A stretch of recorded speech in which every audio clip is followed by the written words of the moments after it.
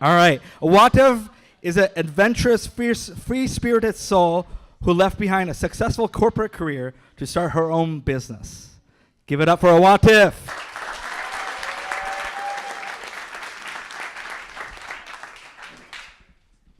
Hi. Today I'm going to tell you a story that transformed my career. And like any other transformational stories, it has a lot of alcohol and a deep discussion with the HR director. So here it goes. My first degree was in IT, and I worked in IT for many, many years before the HR director approached me for a possible career in his department. Now, at that point, I was double-hatting my IT role with the people committee role. The chairwoman of a people committee was created independently from HR and intentionally separate from it. So when the HR director walked up to me and started asking me hypothetical questions like, where do I see myself 5 years down the line, and do I consider a career in HR? I thought he was joking. I thought he was pulling my leg because I knew nothing of HR beside what's written in the employee handbook. So I just thought he was just trying to trick me to say something or whatever. But since this conversation actually went down during our year-end party, yeah, that was me totally shocked when he asked me that question. But this conversation actually took place during our year-end party, so I automatically assumed that he was possibly drunk. And I started questioning, well, how many tequila shots he'd had before he had the courage to speak to me. But he guaranteed me that he was absolutely fine and asked me not to make any decisions right now, to think about it and go and talk to him about it next week. So I did. I knocked on his office. I asked him if he recalled the conversation we had. He said he did. And then he proceeded by telling me about the caliber of an HR manager that they were looking for. And he said that the management thought I fit the bill. And if I was interested, they would cover any gaps I have in HR with training, so not to worry about that. So then we started talking, well, what would be the best entry point for me into HR, since I know nothing of HR?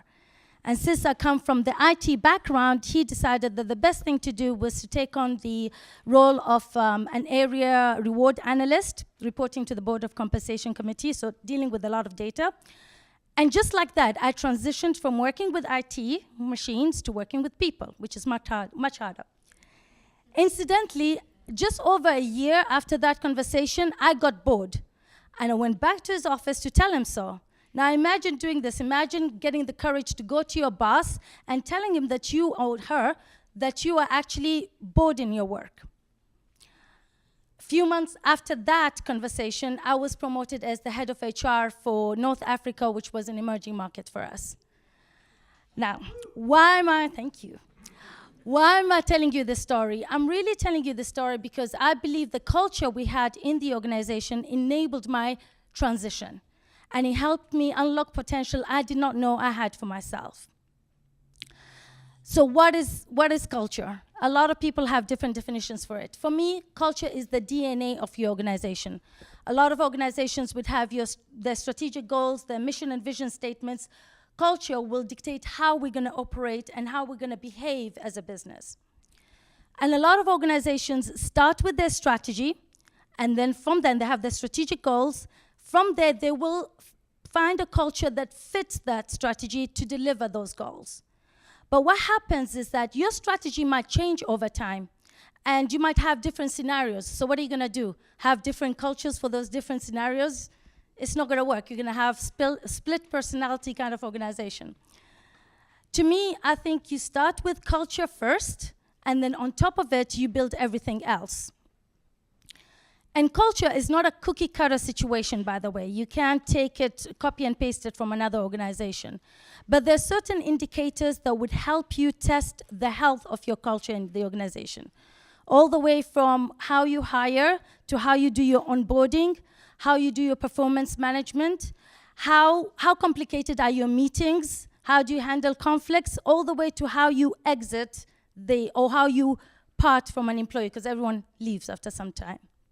So these are just few indicators that would help you test where your culture is and how healthy it is.